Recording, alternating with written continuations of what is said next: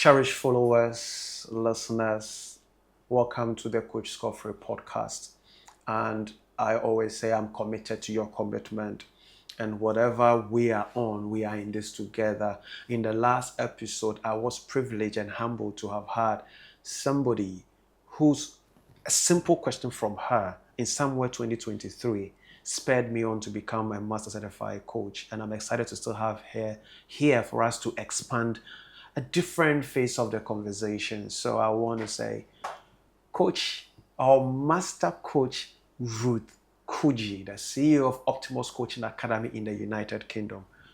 Ruth, thank you for doing that with us in the earlier episode. And today I want us to kickstart from something you mentioned in the earlier episode about, you kept saying the nervous system. You kept saying the nervous system. And you said about 3 or 4 times. Why is the science of the nervous system important in coaching, in how you do yours? I mean, it's important in so many ways. So first of all, I think it's important for us as coaches because when we are activating our nervous system, and remember, we're always going to be activated, like it's about regulation, we will start to notice that we can't connect as well. So that's a really simple thing. We can't connect as well when we're activated. Because what happens is our nervous system is sensing or anticipating some kind of threat.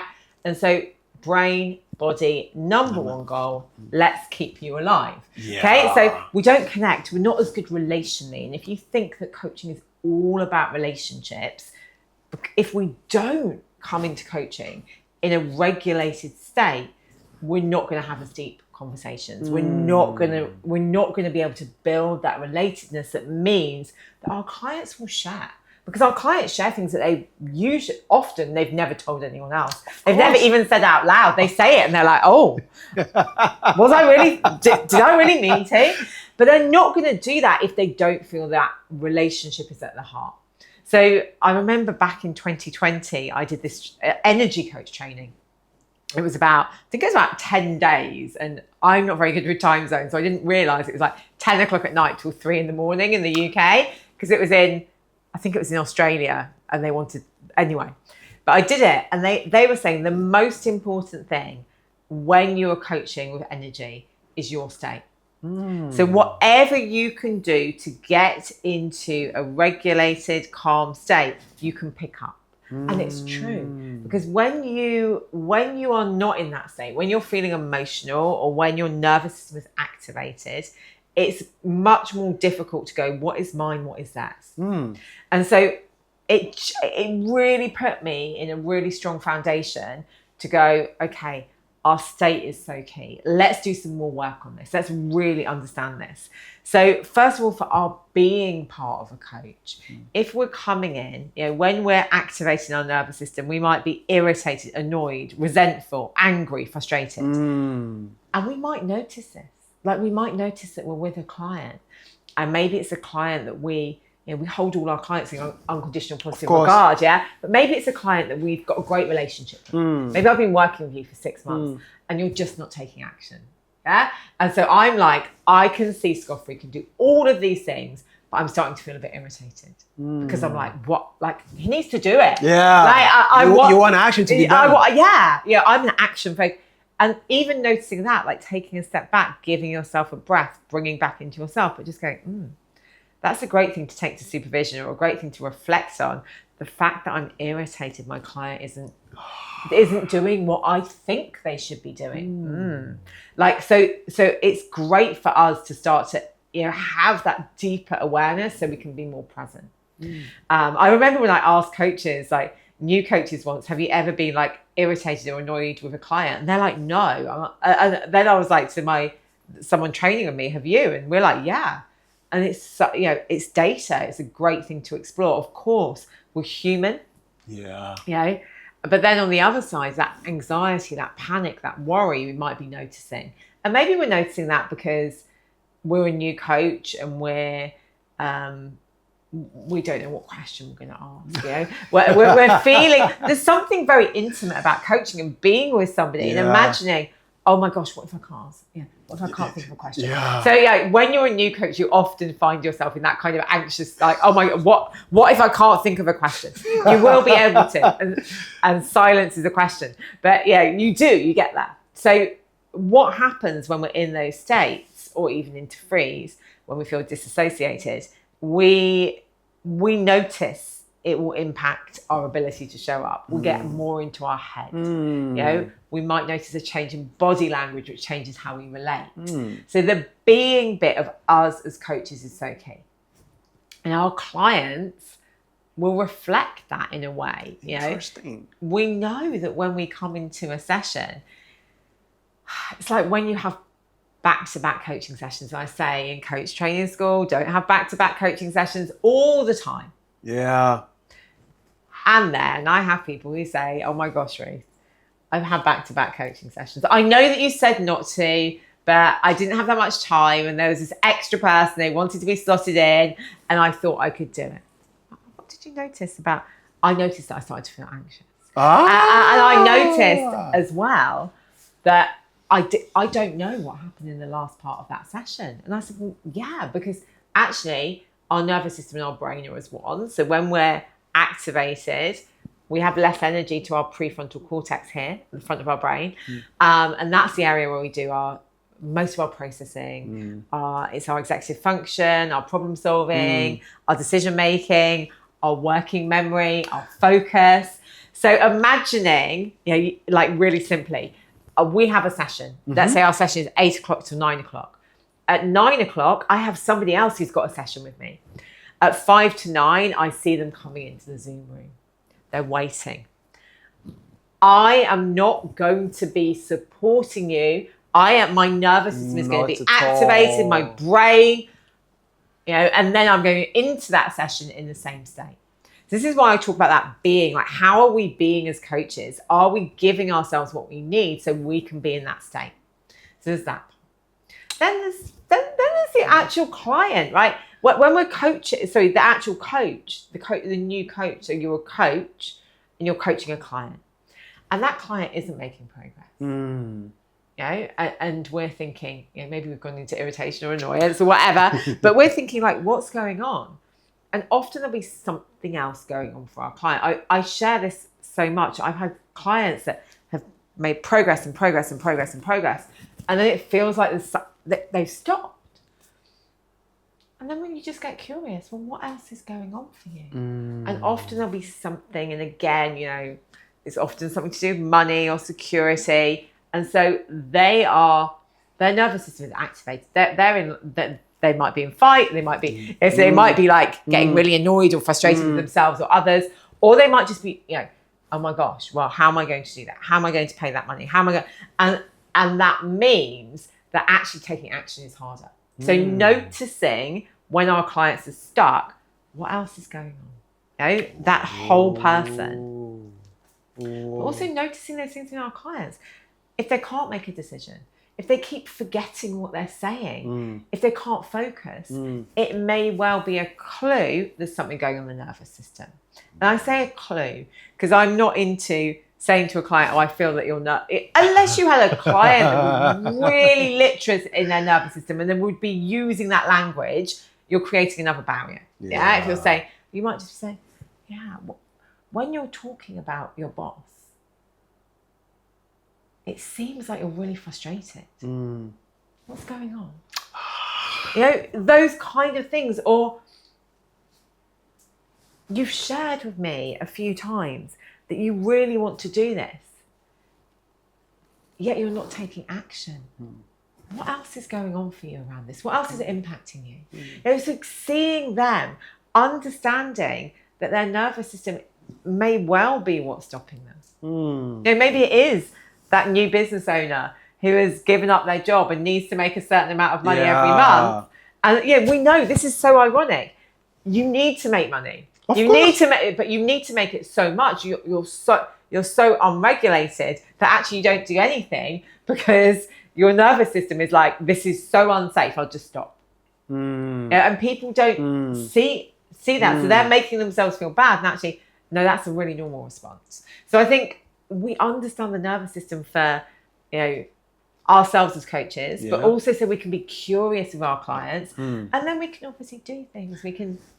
I mean, I remember when I did my MBIT training with you, every morning we'd be focusing on our breath, we'd be doing some breathing, and then we would walk round this workspace in Luxembourg, and obviously there was a point to that, right? Yes. And it just always makes me go, like, if we can teach our clients those how to regulate themselves, if we can bring them back, they're going to be able to use more of their brain capacity. They're going to be able to really get the answers. So there's so much around being curious, but also how we're being. You heard, when she is in the flow state, she glows. When she is glowing, you can attest to growth. And this nervous system aspect of this conversation really giving us a deeper insight into what goes on for you as a coach, why you are also stuck even in your own practice, why you feel nothing is coming in as you became a coach. It could be, like she mentioned, it could be you are dysregulated at the level of your nervous system. And this is what makes coaching profound, because it can just be a one-on-one session ongoing, but there is something else going on because your nervous system is at play. And this cannot come from anybody but somebody who have worked, and she's even teaching the act of coaching in Optimus Coaching Academy. And with that name mentioned, what is inspiring Optimus Coaching Academy to be that distinct? Recently, you wrote on your LinkedIn that the school is currently playing a role with the International Coaching Federation Foundation, where you offer coaching on scholarship. For me, anytime there are key things you write that for me, it sits into what I take a stand for. And one of them is that, what is driving Optimus Coaching Academy? I think the coaching is not available for everyone. We know that. And especially for some people. And honestly, when you read those people, unfortunately no Ghanaians, but when you read those, like how they wanted to use it, how they really wanted to, often it was working with young people or people who wouldn't normally be able to access coaching. I've always had a thing about, yes, of course, we're a commercial school, and so for me, part of that is that I pay my staff well. That kind of thing is really important. So yes, we have to be commercial, but also we have to think about that bigger picture. How do we create and support people to access coaching who wouldn't be able to normally? Yeah. And so that is through the ICF scholarships, which is a great scheme, but also through, we have like a system where we provide pro bono coaching. So anyone who wants to be coached, we'll match them with one of our students so they can do that. We also we work with charities, and we support, because for me, actually, what is the goal of Optimus? Yes, of course, it's to be a great provider, but really it's to help people change. That is, it's to support people to understand themselves better so they can be better in all that they do. And what that means is being less judgmental, being more curious, building better relationships. It ultimately, I said this on the podcast before, if everybody had coaching, if everybody in the world, and I know they wouldn't all be open to it, but if everybody in the world was able to actually have that time to really understand themselves. Okay, maybe I'm driven by power, but where does that come from? How else could that play out? Yeah. Maybe what I've done here, what can I learn from that? If we all had that mindset, I don't think we'd have as many wars. I don't think we'd have as many disagreements. So for me, it's about how can we support people, and training people to be coaches. Obviously, you have more impact, because when you train people, they then work with people, And the other day, I saw there's a conference, and all of these people who've been at Optimus met up. I didn't go to it. But what was great is they all trained in like 2019, 2020. And so this is 5-6 years on, and they're all still using coaching. They're all still impacting lives. And I think I say this, and I think people like, even if you trained as a coach and you only use that personally, it would be worth the investment. Beautiful. Because you would be changing the lives of the people around you from that switch in how you're being. You know, and I've got long-term goals to do something that is like teaching coaching skills with young people, like probably in school, or because I think actually those kind of coaching skills, that growth, you know, if we can really embed that then when they're young, they're going to have an easier time and they're going to overcome things. So when you come from a place of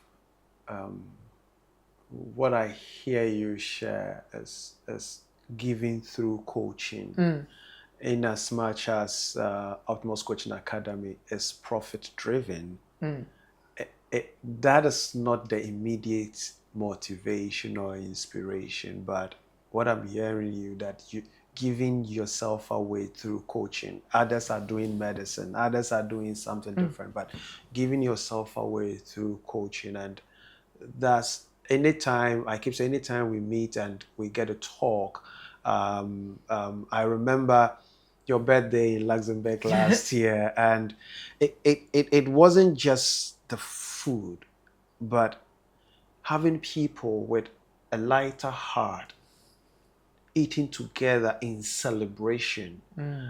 I remember our meeting at, is it Kampiski, and we're talking about, that was somewhere 2 years ago. You said, no, let me check my calendar. I'll sign on. And quickly you spoke to Christian about it, and things were happening. And here we were. He said, oh, it will be a way to gift myself on my birthday. I keep hearing all this in the way you show up.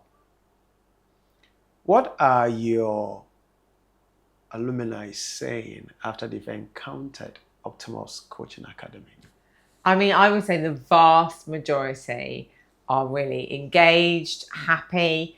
They use it personally. They use it professionally. I mean, some people go on, they build amazing coaching businesses and they have associates and they're doing fantastic things and having a massive impact. Other people use it in their role. But actually, maybe I'm just thinking of someone who he came from a healthcare background, is a pharmacist, and he was like wanting to build his private practice, but then lots of other things. But he used it in his role. He used it with his children. They actually did really like a lot better than he thought. They did amazing actually in their exams, and they went on. And so for me, it's always about how do we support people with these skills to use them, but also to keep them. So there's sometimes people do a coaching qualification and then they don't really do anything with it until 2 years, 3 years, 5 years later, when they come back to it, they're like, oh, actually, maybe now I'm ready. And I think that, I had an email a couple of weeks ago with someone who did it finished in 2021. And then they were like, I never got my certificate. I did everything, but I never submitted for that. But now I'm ready. And I think this is the thing that I really encourage the alumni to think about. I encourage them to think about, how am I using it now? But how might I use it in the future? And to be open and curious with themselves like they would be with clients. So it's not about having a box. It's not about like, and I'm like this about models. It's not about just going like, okay, what's your goal? And la, la, la, la, la. It's like, think about for you, what is your journey? But embrace every step. And sometimes that will mean that you have doors shut in your face. And, I've had that so many times. And then you have to go, where can I learn? How can I reset? What do I need? Maybe I'll take a step back from running a coaching business. Sometimes running a business is hard. That's not right for everyone. But for me, the biggest thing for the alumni is I want them to keep using coaching. And when we last did a survey, I think 97% of them were using it at least 3 times a week. And I was like, that's a winner. Whoa. Even if you're not working as an independent coach, maybe you're coaching your team. And so I think it's a life skill. I really do. And I think when you understand the nervous system and the brain as well, it gives more, because you start to go, I'm really stressed, or my partner's really stressed, or my child's really stressed. How can I support them or support me to reduce stress? Because I recognize that that's not going to help with my thinking. I recognize that's not going to help with my decisions. So, and it's funny, isn't it? Because so many organizations are created and they have systems that what we know now, we know that these systems maybe don't work as well as they could. But they were created before we knew. Yeah. Awesome. One of the key things you mentioned about the boxing and everyone uses coaching in a way that serves them best. And I think that was a very profound statement. I'm just paraphrasing that. So some will go through coaching to become coaches. Some will go through coaching to use it for their own life practice. Some will go through it and even keep it on a pause till the right time emerges. So if you are a young coach, if you are even a coach in the middle journey and you feel stuck and all that, this is from a place of goodness. This is from a place of having tested. This is from a place of having made mistakes. And for you to know, coaching is not a box. It's very fluid. Give it time and space for it to flourish for you. Ruth, I remember I had a client. He would never, there were some questionnaires, he couldn't fill his questionnaire. He was not able to initially fill his prep forms until I think the 7th session. And he said that it is now that I've come to a place where I can go back and respond to those questionnaires. 7th session. So imagine if I came from a place of it must be systematic, it must be a mechanism, it must go through this. And if I would have, like you said, I would have felt frustrated. I would have felt that the client is not pushing through. But I said to myself, the client is in charge of the progress. Mine is for the process. So hold a space for him. And for him to come to the 7th session, I thought coaching was not going to work until I noticed what is happening to me. So coaching is not a box thing. One of the areas, Ruth, I know it's so dear to your heart is neurodivergence. And how you are teasing it out through coaching. Explore with us on that. Yeah, I mean, in the UK, I'm not sure what it's like in Ghana. In the UK, like neurodivergence, there's been a real lens on it. And I think, so what I noticed is a lot of coaching schools were set up and they were teaching people how to coach, and it was very systematic, very formulaic. Everybody needs to follow the same system. But what that wasn't doing is we're not accounting for individual differences. So as someone who's been studying psychology for like 32 years, I know that individual differences are at the heart of psychology. So even before we go to neurodivergence, we're like, how are we supporting, like you just said, the client as an individual and helping them? So I say with neurodivergence, we'll coach people who are neurodivergent, have got a diagnosis and tell us. We'll coach people who are neurodivergent who've got a diagnosis and don't tell us. We'll coach people who've been onto TikTok and think they're neurodivergent and will tell us. We'll coach people who've been on TikTok, think they're neurodivergent and don't tell us. We have a whole range. So actually great coaching supports everybody. So what we are really wanting to do is partnering with our client. So it's about their journey, their progress, their process, not ours. Thinking about asking a client, what works for you? What are your preferences? Again, we both love doing breathing exercises. I've had some clients, I had a client last year. They were like, if you ever asked me to do a breathing exercise, I would just walk out of the session.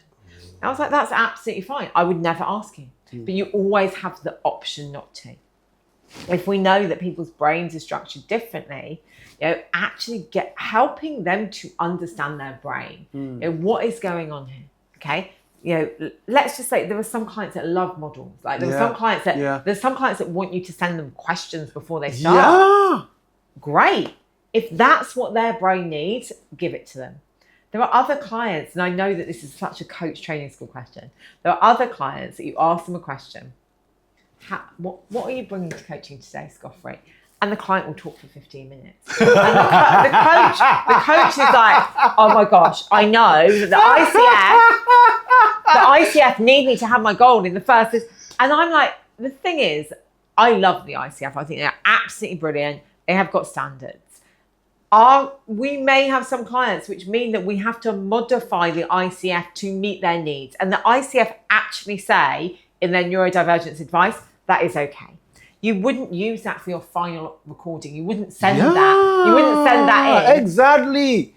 But because, again, the formula doesn't always work. The formula works 90% of the time. But even the ICF recognise that you need to have flexibility. So if you have that client that talks for 15 minutes, how can you support them? Maybe you recognise this is their pattern. Maybe that their brain does go off in tangents, which is quite an ADHD thing. Yeah. And so maybe you are going, okay, so I recognise that this is how your brain works. Rather than me saying, like, how does this relate? How about I write down the themes for you? How about I support you in that way? And then we can explore which one you want to do.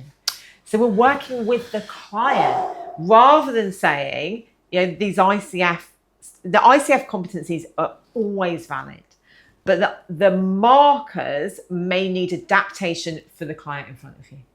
I am excited you could bring that aspect of this coaching conversation because ICF we all subscribe to as our highest standard of coaching, standards, ethics, values, and everything. And I remember when I needed to send my recording for the MCC, and I think by then I had about 4 clients. I knew which of them wouldn't make it up to the markers. I knew, because like you said, if you box coaching, you won't grow. Because coaching is for the client, not for you. So however, within the ethics, within the standards, that you can still dance with the client and let them have their own breakthroughs. It's what makes, for me, that is what makes coaching a gift. That's what for me makes coaching a place that people can find what they've been searching for years, because you travel with them on the journey, their own journey, but you are on the travel with them. So thank you for bringing that into place. And since you touched on ICF, why is it important to be in a coaching body that sort of enables or influence your standards? Oh my gosh. I mean, the ICF, they are the global leader. And one of the things that I say is, like, obviously when I ran the coach training school, I'm looking at the different providers. I knew I wanted ICF, but ICF, they listen to the recordings of our students' coaching, and they look at our feedback and their feedback, and they make sure it matches. Yes. Like, they actually have a level of rigor, which for me means that they earn that gold standard. They're committed. Things like the neurodiversity, they brought out new guidelines. They looked at actually, how do we support coaches to work with neurodivergent clients within their practice, but still be ICF concurrent. They looked at AI, they've got all of these standards. And people sometimes say, like, the ICF, like and I'm like, yeah, but the ICF are at the forefront. They really are at the forefront. They have got the largest global membership. They have got people who have been coaching for 30, 40 years in their membership. They have got people from all over the world. I've done things with ICF India, ICF Israel, ICF Iraq, ICF Ghana, ICF Nigeria. Like, they are all over the world. ICF Pakistan. I've got a great client who started the first ICF level 1 coach training in Pakistan. Yeah, she's I met amazing. With her. She's amazing. She's incredible. So lovely. Incredible. So, I think if you're looking at a global standard, like, it's not accredited, but if we are all in the same body, if we all have the same purpose to mean that coaching meets its ethical standards, that of course we work with the client, we're fluid in those competencies, but we understand what coaching is, it's only a good thing. So I'm such a fan of being part of a bigger body and actually building those relationships. I met Malcolm, who introduced me to you, because I went to ICF Bulgaria and did a talk, by this amazing lady called Teddy who organised it. So it's like those connections, actually, you have the opportunity for it to be global. Well, if you cannot beat them, join them. And they also say you can only go as fast if you are doing it alone. But if you really want to go far, go with other people. And I am humbled to have had Master Coach Ruth to be on this particular podcast. We've touched on the coaching business. We've discussed neurodivergence. We've discussed even the nervous system, why it's important in coaching. We've even discussed coaching standard and why they are there. Ruth, what will be your last words to especially those who are starting their coaching journey? Enjoy, embrace, and stay curious. This is about your journey and your process. And if you stay curious, you stay open, you're going to have a great time. So thank you very much for staying tuned on this particular episode. It's your journey. And anytime you hear a coach talk to coaches, what they are also doing is also talking to people who want to buy the coaching services. That it's still your journey. Embrace it, walk it the way you best can, and let's see how best it all emerges and blossom for you. I am Scofray and I am your boy, transformational executive coach, and your commitments are my commitment, and whatever it is, we are in this together. Thank you.